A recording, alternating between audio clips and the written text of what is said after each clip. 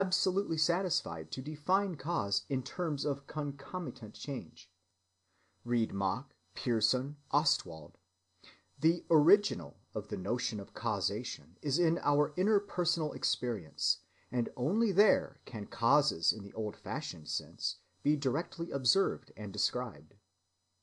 End footnote. Compared with this world of living individualized feelings, the world of generalized objects which the intellect contemplates is without solidity or life. As in stereoscopic or kinetoscopic pictures seen outside the instrument, the third dimension, the movement, the vital element, are not there. We get a beautiful picture of an express train supposed to be moving, but where in our picture, as I have heard a friend say, is the energy or the 50 miles an hour? Footnote. When I read in a religious paper words like these, "Perhaps the best thing we can say of God is that he is the inevitable inference," I recognize the tendency to let religion evaporate in intellectual terms. Would martyrs have sung in the flames for a mere inference, however inevitable it might be? Original religious men like St. Francis, Luther, Behmen, have usually been enemies of the intellect's pretension to meddle with religious things. Yet the intellect, everywhere invasive, shows everywhere its shallowing effect. See how the ancient spirit of Methodism evaporates under those wonderfully able rationalistic booklets, which everyone should read, of a philosopher like Professor Baun. See the positively expulsive purpose of philosophy, properly so called.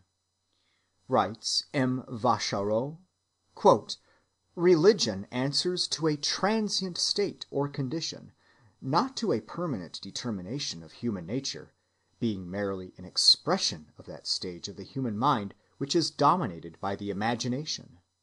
Christianity has but a single possible final heir to its estate, and that is scientific philosophy." In a still more radical vein, Professor Ribot describes the evaporation of religion. He sums it up in a single formula: the ever-growing predominance of the rational intellectual element, with the gradual fading out of the emotional element, this latter tending to enter into the group of purely intellectual sentiments.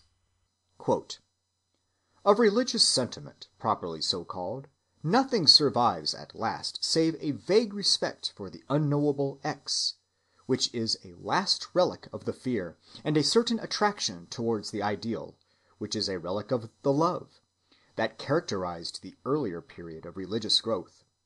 To state this more simply, religion tends to turn into religious philosophy. These are psychologically entirely different things, the one being a theoretic construction of ratiocination, whereas the other is the living work of a group of persons, or of a great inspired leader, calling into play the entire thinking and feeling organism of man."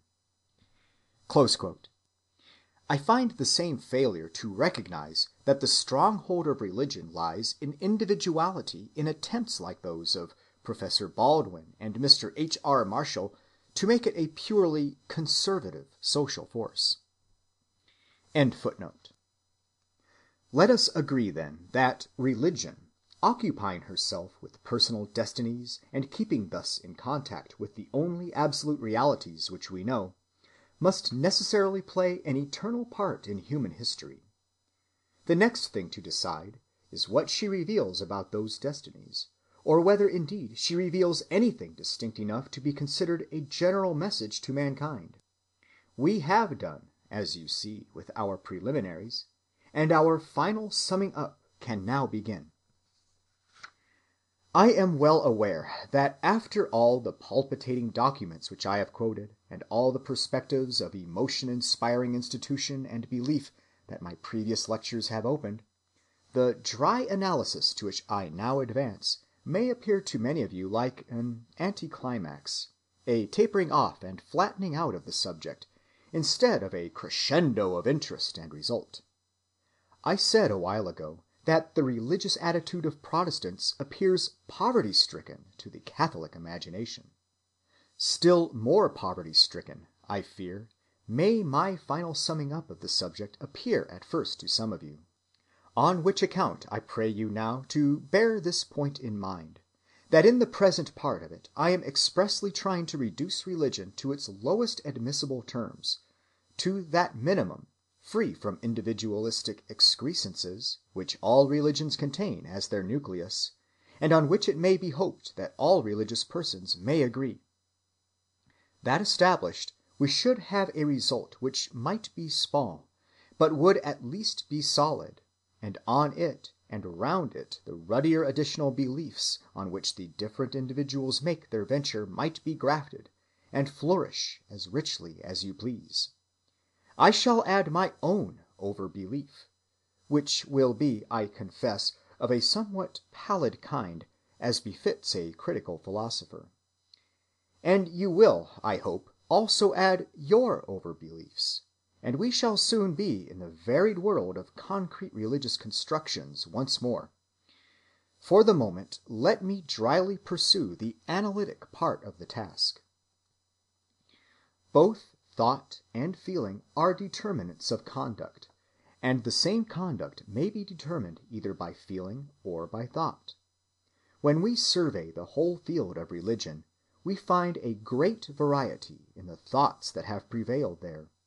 But the feelings on the one hand and the conduct on the other are almost always the same, for Stoic, Christian, and Buddhist saints are practically indistinguishable in their lives.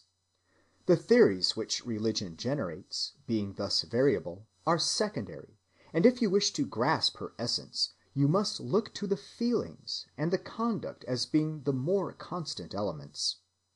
It is between these two elements that the short circuit exists on which she carries on her principal business, while the ideas and symbols and other institutions form loop lines which may be perfections and improvements, and may even some day all be united into one harmonious system, but which are not to be regarded as organs with an indispensable function, necessary at all times for religious life to go on. This seems to me the first conclusion which we are entitled to draw from the phenomena which we have passed in review. The next step is to characterize the feelings. To what psychological order do they belong? The resultant outcome of them is, in any case, what Kant calls a sthenic affection, an excitement of the cheerful, expansive, dynamogenic order which, like any tonic, freshens our vital powers. In almost every lecture, but especially in the lectures on conversion and on saintliness, we have seen how this emotion overcomes temperamental melancholy and imparts endurance to the subject, or a zest or a meaning, or an enchantment and glory to the common objects of life. The name of faith-state, by which Professor Leuba designates it, is a good one. It is a biological as well as a psychological condition, and Tolstoy is absolutely accurate in classing faith among the forces by which men live. The total absence of it, anhedonia, means collapse. The faith state may hold a very minimum of intellectual content. We saw examples of this in those sudden raptures of the divine presence, or in such mystical seizures as Dr. Buck described. It may be a mere vague enthusiasm, half spiritual, half vital, a courage and a feeling that great and wondrous things are in the air. Footnote. Example.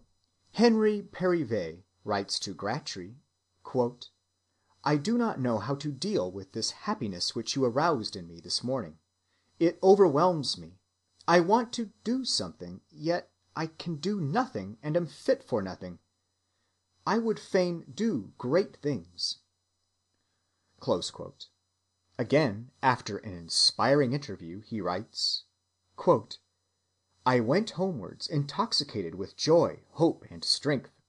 I wanted to feed upon my happiness in solitude, far from all men. It was late, but, unheeding that, I took a mountain path and went on like a madman, looking at the heavens regardless of earth.